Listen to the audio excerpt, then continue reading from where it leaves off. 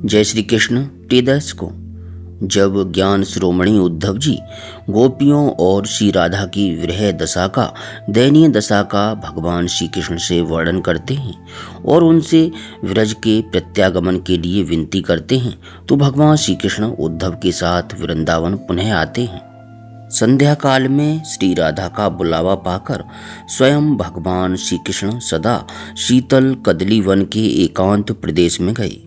वहाँ जिसमें फुहारे चलते थे ऐसा मेघ महल था। रंभा द्वारा चंदन छिड़का जाता था।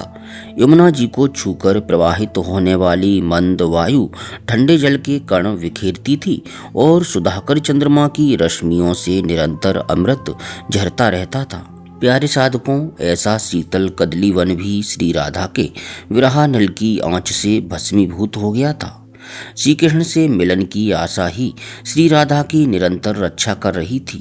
वहीं गोपियों के सारे यूथ आ जुटे, जो सैकड़ों की संख्या में थे। उन्होंने श्री राधा से निवेदन किया कि माधव पधारे हैं। यह सुनकर साक्षात वृषभानुवर की पुत्री श्री राधा सहसा उठी और सखियों से घिरी हुई वे श्री कृष्ण को लिवा लाने के लिए आईं। उन्होंने श्री हरि को आसन दिया, पाद्य अर्घ्य और आचमन आदि मनोहर उपचार प्रस्तुत किए। साथ ही कुशल पूछने में अत्यंत चतुर श्री राधा श्री हरि से आदरपूर्वक कुशल भी पूछती जा रही थीं। कोट कोट तरुण कंदर्पों के माधुर्य को हर लेने वाले श्री हरि का दर्शन करके राधा ने संपूर्ण दुख को उसी प्रकार त्याग दिया जैसे ब्रह्म का बोध प्राप्त होने पर ज्ञानी गुणों के प्रति तादात्म्य भाव छोड़ देता है। कीर्ति कुमारी ने प्रसन्न होकर श्रृंगार धारण किया। श्री कृष्ण जब प्रदेश के पथिक होकर गए थे, तब से उन्होंने अपने शरीर पर श्रृंगार धारण नहीं किया था। न कभी चंदन लगाया, न पान खाया, न सुधा सदृश स्वादिष्ट भोजन ही ग्रहण किया, न दिव्य सेज की रचना की और न कभी किसी के साथ हास परिहास किया। परिपूर्णतम भगवान की प्रियतमा आनंद के आंसू बहाती हुई अपने परिपूर्णतम प्रियतम श्री कृष्ण से गदगद वाणी में बोली, प्यारे, यादवपुरी मथुरा कितनी दूर है जो अब तक नहीं आए? वहाँ तुम क्या करते रहे? मैं अपने एकांत दुख को कैसे बताऊं? तुम तो सबके साक्षी हो, अतः सब जानते हो। राजा सौदास की रानी मदयंती, नल की प्यारी रानी दमयंती तथा मिथिलेश नंदिनी सीता, इन तीनों में से कोई यहाँ नहीं है। फिर किसको सामने रखकर इस वैरी विरह का दुख मैं वर्णन करूं? ये गोपांगनाएं भी मेरी जैसी स्थिति में, मेरी जैसी परिस्थितियों में ही हैं। अतः वे भी कभी इस दुख का निरूपण करने में समर्थ नहीं हैं। जैसे चकोरी शरतकाल के चंद्रमा को और मयूरी नूतन मेघ को देखना चाहती है, उसी प्रकार मैं तुम श्री वृंदावन चंद्र तथा घनश्याम को देखने के लिए उत्कंठित रहती हूँ। तुम्हारे सखा उद्धव धन्य हैं जिन्होंने शीघ्र ही तुम्हारा दर्शन करा दिया। इस व्रज में दूसरा कोई ऐसा नहीं है जिसके प्रेम से तुम यहाँ आते। इस प्रकार कहती हुई, निरंतर रोती हुई श्रेष्ठ लक्ष्मी रूपा श्री राधा को देखकर श्याम सुंदर का अंग अंग करुणा से विह्वल हो गया। उनके नेत्रों से भी अश्रु झरने लगे। उन्होंने तत्काल दोनों हाथों से खींचकर प्रियतमा को हृदय से लगा लिया और नीतियुक्त वचनों से उन्हें धीरज बंधाया। भगवान बोले, राधे, शोक न करो, मैं तुम्हारे प्रेम से ही यहाँ आया हूँ। हम दोनों का तेज भेद रहित एवं एक है। लोगों ने इसे दो मान रखा है। सुबह जैसे दूध और उसकी धवलता एक है, उसी प्रकार सदा हम दोनों एक हैं। जहाँ मैं हूँ वहाँ तुम सदा विराजमान हो। हम दोनों का वियोग कभी होता ही नहीं। मैं पूर्ण परब्रह्म हूँ और तुम जगन माता तटस्था शक्ति हो। हम दोनों के बीच में वियोग की कल्पना मिथ्या ज्ञान के कारण है। तुम इसे समझो। वरानने, जैसे आकाश में नित्य विराजमान महान वायु सर्वत्र व्यापक है, जैसे जल सूक्ष्म रूप से सर्वत्र व्याप्त है, जैसे काष्ठ में अग्नि व्याप्त रहती है और जैसे भीतर और बाहर स्थित यह पृथकभूता पृथ्वी परमाणु रूप से सर्वत्र व्याप्त है, उसी प्रकार मैं निर्विकार भाव से सर्वत्र विद्यमान हूँ। जैसे जल विविध रंगों से युक्त होने पर भी उनसे पृथक है, उसी प्रकार मैं त्रिगुणात्मक भावों के संपर्क में रहकर भी उनसे सर्वथा असंपृक्त हूँ। इसी प्रकार तुम मेरे स्वरूप को देखो और समझो, इससे सदा आनंद बना रहेगा। सुमुखी, मैं और मेरा इन दो भावों के कारण द्वैत की कल्पना होती है। जब तक सूर्य से ही उत्पन्न हुआ मेघ सूर्य और दृष्टि के बीच में विद्यमान है, तब तक दृष्टि अपने ही स्वरूप भूत सूर्य का दर्शन नहीं कर पाती। इसी प्रकार जब तक प्राकृत गुण व्यवधान बनकर खड़े हैं, तब तक जीवात्मा अपने ही स्वरूप भूत परमात्मा को नहीं देख पाता। इन तीनों गुणों का आवरण दूर होने पर ही वह परमात्मा का साक्षात्कार कर पाता है। यदि मन गुणों अर्थात विषयों में आसक्त है तो वह बंधनकारक होता है, और यदि परम पुरुष परमात्मा में संलग्न है तो मोक्ष की प्राप्ति कराने वाला हो जाता है। इस प्रकार मन को बंधन और मोक्ष दोनों का कारण बताया गया है। उस मन को जीतकर पृथ्वी पर असंग होकर विचरे। भामिनी, लोक में मन का संपूर्ण भाव अर्थात संबंध दोनों ओर से परस्पर की अपेक्षा रखकर होता है। एक ओर से नहीं होता, किंतु प्रेम स्वयं ही किया जाता है। अतः मुझ में अपनी ओर से ही प्रेम करना चाहिए। प्रेम के समान इस भूतल पर दूसरा कोई भी मेरी प्राप्ति का साधन नहीं है। श्री हरि का यह वचन सुनकर कीर्तनंदिनी श्री राधा ने गोपियों के साथ उन माधव श्री कृष्ण का पूजन किया। तदनंतर कार्तिक पूर्णिमा की रात में गोपियों और श्री राधिका के साथ रास मंडल में उपस्थित हो साक्षात श्री हरि ने मुरली बजाई। यमुना के निकट रास की रंगभूमि में श्री राधा तथा अन्य सुंदरी व्रज रमणियों के साथ राधा वल्लभ श्री कृष्ण शोभा पाने लगे। रास में जितनी गोपांगनाएं थीं, उतने ही रूप धारण करके वृंदावन अधीश्वर श्री हरि दिव्य वृंदावन में विहार करने लगे। उनके चरणों के नूपुर और मंजीर बज रहे थे। वनमाला उनकी शोभा बढ़ा रही थी। पीतांबर पहने, एक हाथ में कमल लिए, प्रातः कालिक सूर्य के समान कांतिमान मुकुट धारण किए, विद्युलता के तुल्य जगमगाते हुए स्वर्णमय कुंडलों से मंडित हो, बैत की छड़ी लिए, वंशी बजाते हुए मेघ की सी कांति वाले श्री हरि नटवर वेश में सुशोभित हुए। अत्यंत प्रकाशमान कौस्तुभ रत्न उनके वक्ष स्थल पर दिव्य प्रभा बिखेर रहा था। कानों में चिकने और चमकीले कुंडल हिल रहे थे।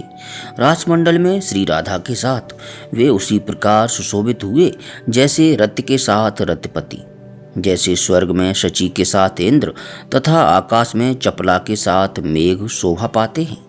वृंदावन में वृंदा के साथ वृंदावनेश्वर की वैसी ही शोभा हो रही थी। वे वृंदावन, यमुना पुलिन, वन और उपवन की शोभा निहारते हुए गोपी समुदाय के साथ गोवर्धन पर्वत पर गए। भगवान ब्रजेश्वर ने देखा 100 यूथ वाली गोपांगनाओं को अपने सौभाग्य पर अभिमान हो उठा है। तब वे श्री राधा के साथ वहीं अंतर्धान हो गए। अब वे गोवर्धन से 3 योजन दूर चंदन की गंध से सुवासित सुंदर रोहिताचल को चले गए। श्री राधा के साथ वहाँ के लता कुंजों और निकुंजों को देखते तथा वार्तालाप करते हुए सुनहरी लताओं के आश्रयभूत उस पर्वत पर विचरने लगे। वहाँ बद्रीनाथ के द्वारा निर्मित रमणीय देव सरोवर है, जो बड़े बड़े मत्स्यों, कछुओं और मगर आदि जल जंतुओं तथा हंस, सारस आदि पक्षियों से व्याप्त था। सहस्त्रदल कमल उसकी शोभा बढ़ा रहे थे। इधर उधर मंडराते हुए भ्रमरों की मधुर ध्वनि से युक्त नर कोकिलों की काकली वहाँ सब ओर व्याप्त थी। उसके तट पर मंद मंद वायु चल रही थी और प्रफुल्ल कमलों की सुगंध छाई हुई थी। रमा स्वरूपा राधा के साथ माधव उस सरोवर के किनारे बैठ गए। उसी सरोवर के कूल पर महामुनि ऋभु एक पैर से खड़े होकर तपस्या कर रहे थे और निरंतर श्री कृष्ण के चिंतन में तत्पर थे। 60,700 वर्षों से वे निराहार और निर्जल रहकर शांत भाव से तपस्या में लगे थे।